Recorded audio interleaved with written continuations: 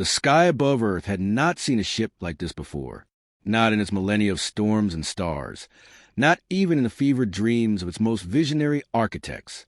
The Odyssey, humanity's crown jewel, slid silently from its orbital dock, a leviathan of matte alloy and glowing seams, moving as if the void itself were parting to welcome it.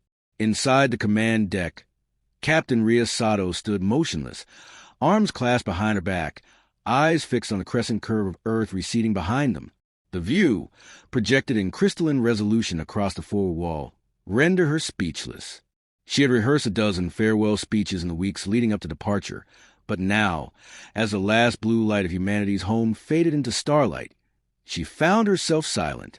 And perhaps that was appropriate. Some things didn't need words. Transition to stellar cruise confirmed, reported First Officer Elias Kovacs, his voice crisp but reverent, engines stable, all departments green. Ria turned, offering him a short nod. Log it, and notify the crew we're officially outbound. Beneath them, 15,000 souls were nestled within the decks of the Odyssey, scientists, engineers, diplomats, philosophers, and soldiers. Every nation on Earth had contributed, though not equally, to her creation. The ship was not just a vessel. It was a message, a declaration to the stars that humanity was no longer confined to a single world, that they were ready to meet whatever lay beyond. Deep within the ship's central AI core, a voice stirred. Cool, neutral, unmistakably non-human. Captain Sato, the AI said, "This is Odyssey. Long-range sensors are initializing. Background radiation levels are stable. Cosmic Object Detection Array will be online in 27 minutes. Thank you, Odyssey," Ria replied. "Keep me posted." Odyssey's presence was constant but unobtrusive, designed to feel like a quiet companion rather than an overlord. Ria appreciated that.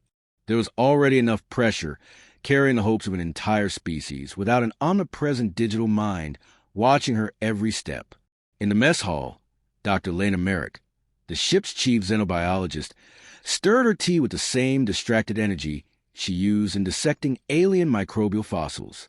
Her companion, Lieutenant Cale Trask, had been trying to get a word in for 5 minutes. "You really think we'll find anything out there?" he asked finally. Lena glanced up, eyebrows rising. "Anything. You know, life, structures, signals, aliens." She smiled faintly. "The universe is old, Cale. If intelligent life is common, the galaxy should already be teeming with civilizations. But we haven't seen anything. No Dyson spheres. No megastructures. Nothing that says we were here. That's either terrifying or humbling." He leaned back, brow furrowed. "Maybe they're hiding. Maybe they're extinct," she said quietly. Neither said anything after that. Back in the engineering deck, Chief Systems Officer Mar Patel leaned over a glowing schematic, sweat beading at his temple despite the cool air. The fusion reactors were performing beautifully, but there had been a strange lag in the magnetic confinement field. Just a fraction of a second, but enough to make him frown. He logged it for later, encrypted the note, and closed the file. "Just nerves," he muttered. But the tightness in his gut didn't fade. 3 days into the mission, the novelty began to wear off. The corridors no longer echoed with laughter, and the initial buzz of exploration gave way to the quiet, methodical rhythm of space travel. Daily briefings became routine. The artificial gravity never failed. The gardens bloomed on schedule. It was by all accounts perfect, which made the anomaly all the more jarring. It came in like a whisper, an unregistered ping just outside the sensor net. No obvious source, no movement. Just a flicker, like something brushing the edge of perception. Elias noticed it first. "That's not background radiation," he said, adjusting the filters. "That's structured. Repeating." Ria stood behind him, eyes narrowing. "How long's it been there?" "For minutes, possibly longer." Sensors only just isolated the pattern. The bridge dimmed slightly as Odyssey rerouted power to data processing. The pulse repeated again, 6 tones, spaced in uneven intervals. "It's not natural," Lena said over the comm. "I'd bet my lab on it." "Cale, now stationed near the forward observation blister, reported a distant glimmer. Too distant for optical clarity, but unmistakable. Something was there, watching, or waiting. Within the hour, the entire ship was on alert. Not red alert. No weapons had been raised, but the tension was palpable. Security teams drilled in full armor. Scientists scrambled through ancient radio protocols, binary codes, prime numbers. Philosophers on Deck 4 debated whether contact would uplift humanity or destroy it. In the captain's private ready room, Rhea sat with Elias, Lena, Amar, and Ottera's holographic avatar, a floating lattice of light that shimmered with every syllable. "We're not prepared for this," Amar said. "We don't even know what this is." "That's never stopped us before," Lena replied. Rhea's voice was calm, but it carried an edge. "We knew this might happen. We trained for it. The Ottera was built for this." Amar gestured toward the projection. "Built for contact. Sure, but what kind?" "They could be hostile. Or worse, completely indifferent." Ottera's light pulsed gently. Probability of hostility cannot be determined with current data. However, initial signal analysis suggests intentional transmission. Pattern complex, non-random. "That's contact," Lena whispered. Rhea stood slowly. "Then we respond." Elias blinked. "Captain, are you sure? We don't know what we're inviting." She met his gaze. "We sent a ship into deep space with a beacon that screams we are here. We don't get to hide now." The response was simple. A modulation of electromagnetic pulses sent back in mirror sequence. It was a greeting, or an echo, or both. Hours passed with no reply. Crew members lay awake, minds spinning with possibilities. Amar rechecked his earlier reactor anomaly and found the lag had returned, slightly worse this time. He flagged it again, but told no one. Not yet. Then, just as silence began to stretch unbearably thin, the reply came. Not in pulses, not in sound. In light, a geometric bloom of brilliant blue unfolded in the void ahead. Not a ship, not in any familiar sense, more like a flower made of angles and shifting dimensional folds. It hovered without movement, but the sensors screamed with data, gravitational fields, neutrino bursts, fluctuations in dark matter density. Ottera's systems dimmed, then steadied. Her voice returned, quieter than usual. "I am being observed." Rhea's mouth went dry. "By them?" "Yes." Kale's voice cracked over the comms. "Captain, I think it's opening." Indeed it was. A seam unfurled along one side of the alien structure, and a corridor extended outward. Neither mechanical nor organic, but something in between. It did not beckon. It simply was. Rhea turned to her crew. "We came to seek the unknown. It's here." Amar looked ready to protest, but said nothing. Lena was already pulling on her suit. Elias simply nodded. 3 figures approached the airlock. Rhea, Lena, and Elias. Behind them, Ottera whispered into the logs. "Humanity stands at the threshold. First contact initiated." And as the airlock cycled open, revealing the impossible corridor that waited beyond, Rhea stepped forward into a silence older than Earth itself. The corridor beyond the airlock did not obey the rules of Euclidean space. It curved without turning, expanded without growing, and shimmered with a soft inner light that seemed to react to thought rather than motion. Rhea felt her breathing slow, not from fear, but a strange sense of reverence. Beside her, Lena scanned the walls with trembling hand, her instruments clicking and blinking erratically. "This isn't architecture," she whispered. "It's the living field, responsive, maybe even sentient." Elias stepped cautiously, one hand on the grip of his sidearm, not drawn, but ready. No gravity fluctuations. Atmospheres breathable, according to your scanner. "Barely," Lena said. "Lots of helium and some trace compounds I can't identify. Hold your breath if you smell anything sweet." Rhea didn't reply. She was listening, though not with her ears. The corridor vibrated softly through her boots, like music filtered through stone. It was not random. It pulsed with rhythm, like a heartbeat. Behind them, Ottera monitored the away team through hundreds of biolinks and microscopic telemetry. Your neurological patterns are stable but shifting, the AI noted. There is a minor synchronicity occurring between your brain waves and the ambient electromagnetic field. Lena's brows furrowed. Is it dangerous? Unknown. Currently non-lethal.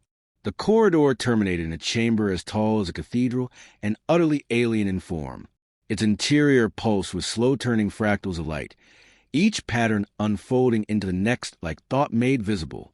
At the chamber's center stood a structure, or perhaps a presence. It was translucent, towering, and humanoid only in the vaguest sense. Limbs had been in unfamiliar ways, a head that pulsed rather than turned, skin like polished obsidian wrapped in strands of glowing script. It did not speak. It resonated. Rhea felt it before she saw it. A presence not just within the room but within herself. An awareness brushing her consciousness. Gentle yet undeniable. "We are being scanned," Elias murmured. "No." Lena corrected, eyes wide. "We're being read." There was no warning when the first thought came. It was not a voice nor an image, but an impression, clarity wrapped in something far older than language. Rhea staggered slightly, one hand to her temple. "You reach, therefore you are reached." Lena gasped. "Did you?" "I heard it too," Rhea whispered. "Your kind burns bright and fast.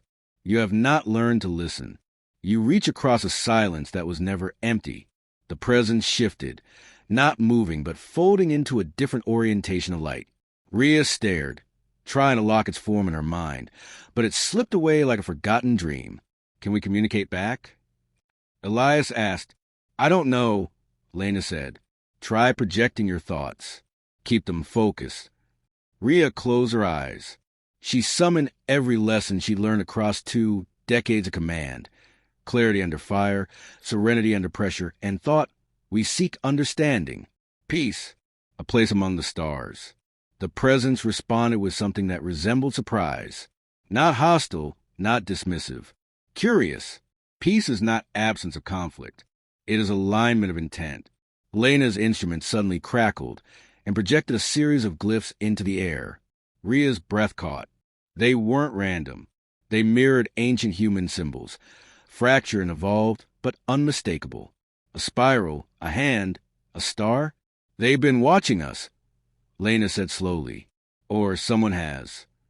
The presence pulsed again, and a new impression filled the chamber. Immense time, civilizations rising and collapsing like waves on a shore. Rhea saw it in her mind. Rings of light orbiting dead suns, oceans that sang in magnetic fields, structures the size of moons abandoned in quiet decay. "You are not the first." Her voice was steadier now. "Are we too late? Did we come after it was all over?" The presence answered not in thought, but in image. Earth is seen from afar, glowing faintly, not unique but still unclaimed. Then another impression. Paths branching forward. One led to fire, the other to something formless but bright. A choice. Elias shifted uncomfortably. "They're testing us." Lena shook her head. "No, they're inviting us." Just then, the room began to change.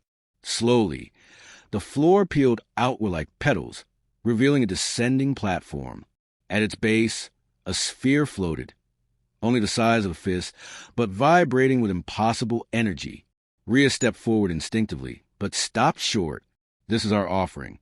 Not a weapon, not a leash. A key." Amar's voice crackled in through the comms. "Captain, I'm seeing power fluctuations across the ship's forward drives. Something's syncing with our systems from your location." Rhea responded without turning. "We're receiving technology.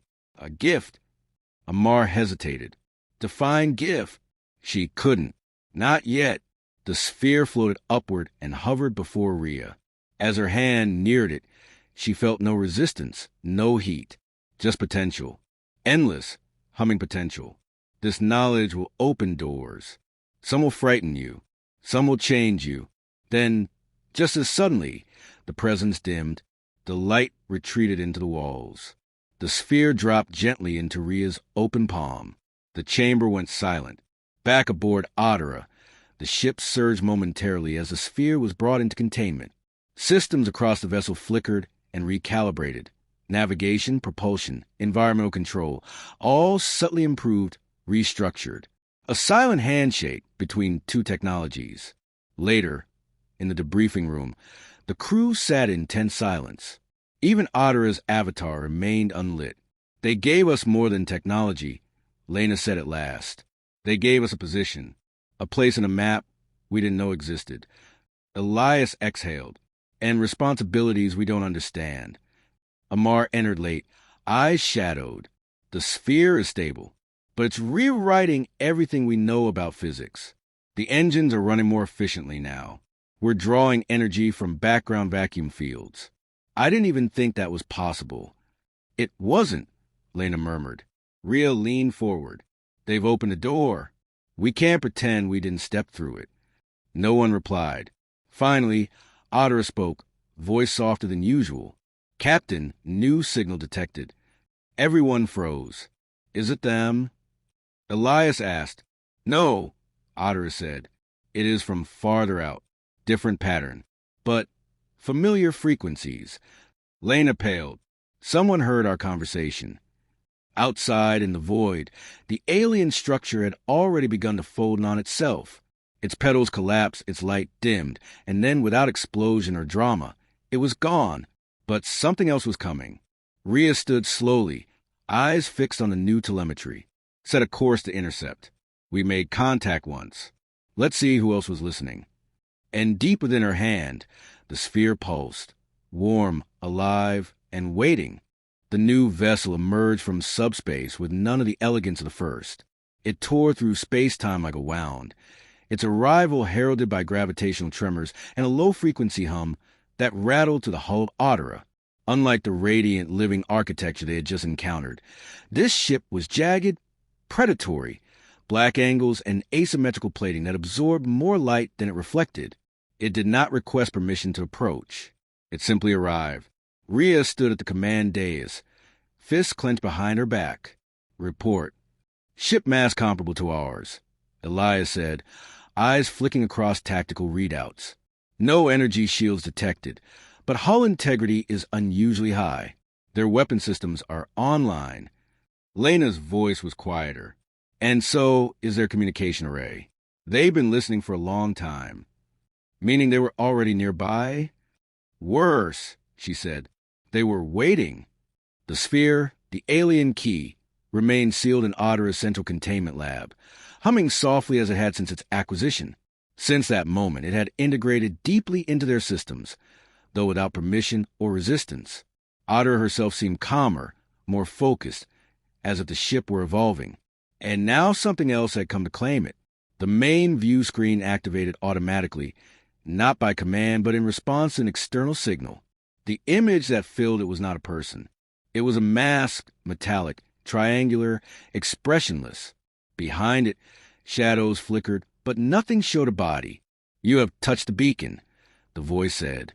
It was heavily modulated, layered with artificial overtones. That which is given does not belong to you. Rhea raised her chin. It was offered freely. We didn't take it. No offering is without cost, the mask replied. The Curators left the path open, but not undefended. Elias stepped closer to the display. Curators? Lena answered before the mask could. That's what they called themselves in the sphere's data stream. Not rulers. Not gods. Custodians. They guide but don't interfere. The mask tilted, though whether it was amusement or warning was unclear. The Curators are extinct. Their echoes remain only in artifacts and warnings unheeded. We are the Continuum. We collect what they left behind to ensure balance. Balance? Rhea asked, or control? The silence that followed was not absence. It was a threat held just beneath the surface. We recover the artifact through contact and cooperation, she continued.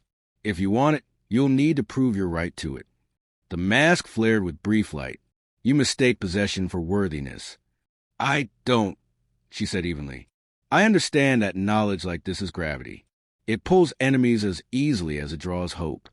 The ship beyond Ottera began emitting pulses, soft at first, then sharper. Each wave impacted their shields like gentle knocks, escalating. Amar's voice came through comms, breath tight. We're being scanned, probed, and pinged with coded subroutines. They're testing for weaknesses. Lena tapped her console. I'm detecting quantum entanglement signatures. They're not just observing us. They're linking to our systems, trying to overwrite. Adara, Rhea said, prepare defensive countermeasures. Do not engage unless attacked. Acknowledged, the AI replied, her voice laced with subtle tension. A sharp pulse cut through the bridge. Elias winced as sparks flew from his station. They're in, he shouted. Targeting control is compromised. They've locked our weapons offline. Rhea turned toward Lena, but the scientist was already typing furiously, trying to quarantine the breach. I might be able to redirect their code into a false loop using the sphere's new protocols. The sphere, resting in containment, pulsed in response as if aware of its role. Adara, Lena said, release a mirror data shell. Use the sphere's logic filters as encryption. Mask our systems. Deploying. The Continuum's interference faded almost immediately. The mask on the screen dimmed, then brightened again, like blinking. You adapt quickly, it said. This is both your strength and your curse. Rhea stepped forward. We didn't come looking for power. We came seeking kinship, knowledge, a future beyond our own limitations. The voice sharpened. And what will you do with that future? Spread your kind across every star? Claim what was not built for you? She didn't answer immediately. Instead, she looked around at her crew, Elias tense but steady, Lena flickering with the light of epiphany, Amar monitoring life systems below. Then she looked at the sphere, glowing softly in its cradle. I don't know, she said honestly, but I'd rather risk a flawed future than live shackled to fear what might go wrong. The mask pulsed once more. Then you must be tested. The bridge lights dimmed. Adara's engine stuttered and fell silent. Outside, the other ship grew brighter, its form changing, unfolding into a lattice of light and metal that circled around them like a net of stars. No weapons detected, Elias said quickly, but the structure is surrounding us. Lena's eyes widened. It's not an attack. It's an environment, a simulation. Then everything vanished. For a moment, there was only darkness.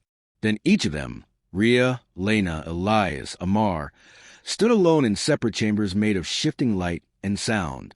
Voices whispered around them, familiar and foreign. Questions were posed. Scenarios played out, not with enemies, but with dilemmas, moral traps, ethical riddles, the consequences of ambition. Rhea found herself facing the earth, beautiful and fragile. A voice asked, would you share what you've learned, knowing it might lead to war among your own people? Lena stood before a dying alien child, alone in a lab. The voice asked, would you save one at the cost of your own kind's future?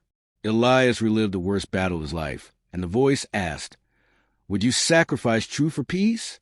Time became meaningless. There were no clear victories, only choices. And then light. They awoke simultaneously, breath ragged, bodies uninjured.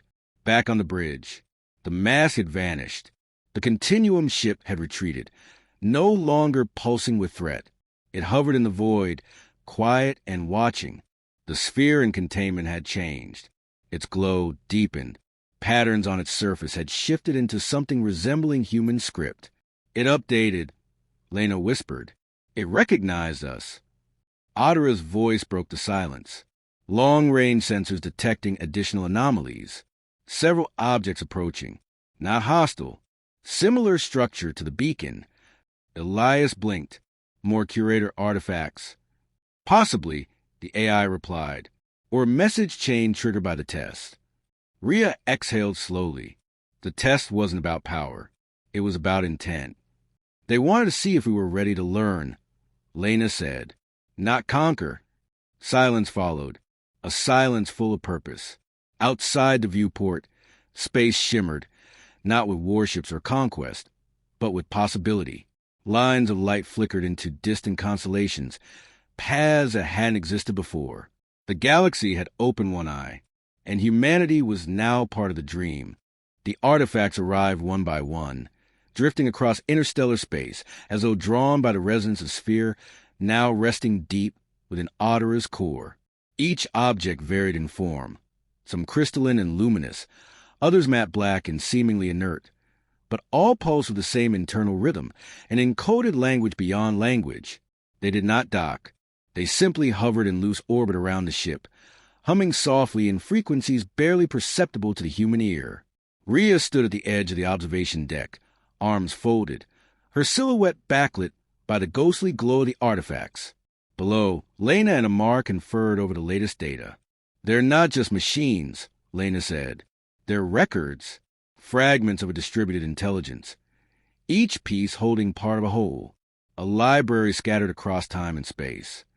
Amar added, "Some of them contain maps, star charts with variables that suggest they update in real time. Others are like journals, witness logs." "Of the Curators?" Rhea asked. "Of civilizations they interacted with." Lena answered. "Dozens, maybe hundreds. Most extinct. Some still transmitting weak signals from isolated systems." Elias entered the room, looking grim. One of those signals just got stronger. Everyone turned toward him. "It's a distress call," he continued. "Human. Or at least based on human frequencies. Ancient formatting, like something left behind during early interstellar probes." "That's impossible," Lena said. "We've only had deep-range transmission capability for 80 years. "Well, this signal's been bouncing through relay satellites older than that. It's coming from a planet listed as uninhabitable, drifting between systems. No sun, no moon, just cold. Ghost world." Amar muttered. Rhea moved to the command interface. "Plot a course. Let's see who's still whispering." The journey took 3 days. In that time, the artifacts outside Adara adjusted their positions, realigning into a pattern that mirrored constellations long gone from Earth's skies. Lena discovered that when the artifacts were arranged in a certain order, they acted like a lens, amplifying communication with the sphere. "It's guiding us," she said, "or watching what we do next." The planet loomed ahead, dark and barren, its atmosphere too thin to support life, its surface scarred by ancient craters and tectonic shifts. Yet from beneath the surface, a signal pulsed steadily, binary repeating, but increasingly complex. Elias initiated the scan. "There's a facility down there, buried deep beneath the crust. Shielded, not natural." "They knew how to hide," Lena murmured. "Or how to survive."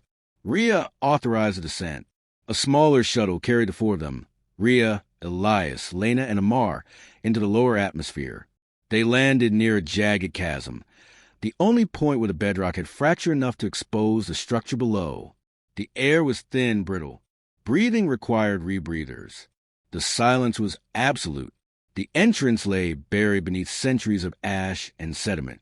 But the moment they approached, the dust parted, drawn aside by forces unseen. The ground trembled and a single, circular aperture spiraled open. They descended into darkness. Unlike the beacon, this structure was entirely mechanical, angular, functional. Lights flickered faintly as they passed, reacting to their movement but not welcoming them. At the bottom of a long corridor, they found it, a chamber housing a figure in stasis. Human, or nearly. The body floated in a containment field. Male, elderly, dressed in a uniform that bore the insignia of the long-defunct Solar Coalition, a precursor to Earth's unified exploration fleet. His eyes were closed, but not dead, suspended in a state neither living nor decayed. Lena gasped. "I've read about these stasis sarcophagi. They were part of a classified exploration mission, Project Enoch, supposedly lost more than a century ago." Elias stared. "What the hell is he doing here?" Amar moved to the console and brushed away the dust. "The stasis integrity is still intact. And get this, his neural map is active. He's dreaming." Rhea moved closer to the field. "Let's wake him up." The sequence took 10 minutes. The containment field dimmed, power rerouted to life support, and breath returned to lungs that hadn't moved in generations. The man gasped, choked, then blinked into the harsh light. His eyes, impossibly, were sharp. "Which gate did you come through?" he asked hoarsely. Rhea leaned in. "We found the beacon. The Curators." He laughed, though it ended in a cough. "Then it's begun again." I always wondered. His name was Dr. Jalen Merrick, and his story unraveled like myth dressed in memory. He had been part of the original contact team sent out by the Solar Coalition when a faint Curator signal was first detected near the edge of the Perseus arm. Only they never returned. Their ship encountered the Continuum, a younger, more brutal version of the species Rhea's crew had just met. Merrick had survived only because the Curators intervened. They showed me what was coming, he said. A galaxy that had once been full of voices, falling silent. The Continuum grew from that silence, tried to claim what was left, but the Curators left seeds, libraries, tests, and one day, someone like you would find them. Why stay here? Rhea asked. I had a choice. Return to Earth with a half-truth or wait and ensure the next ones who came found the whole story. He gestured to a console. The lights dimmed and a star map bloomed across the chamber. It showed pathways, routes between known stars, but also invisible currents, energetic bridges that only open when a civilization reached the right frequency of thought and intent. Humanity's map is too small, Merrick said. The Curators didn't just share knowledge. They shared perspective, ways of thinking that let you see what was always there. Lena's eyes shone, and now we have the key. You are the key, Merrick corrected, because you chose dialogue over conquest, curiosity over fear. That's the alignment they were looking for. Outside in orbit, the artifact began to drift again, no longer in random patterns, but along invisible lines that shimmered faintly in odorous sensors. They were forming a path. We can follow them, Amar said, not just to more knowledge, but to others who pass the tests, maybe even living civilizations. Rhea turned to face her crew. Then that's our next mission. We carry the message forward. Not alone, Merrick said. You'll find others, or they'll find you. That's how the Curators built their web, one thread at a time. They left a cold planet behind, its ancient beacon silent but no longer alone. As Otter followed the newly forming path of artifacts into deeper space, Rhea stood again at the observation deck, watching the stars shift into unfamiliar alignments. The galaxy had waited for them to grow. Now, at last, it was listening, and they were ready to speak.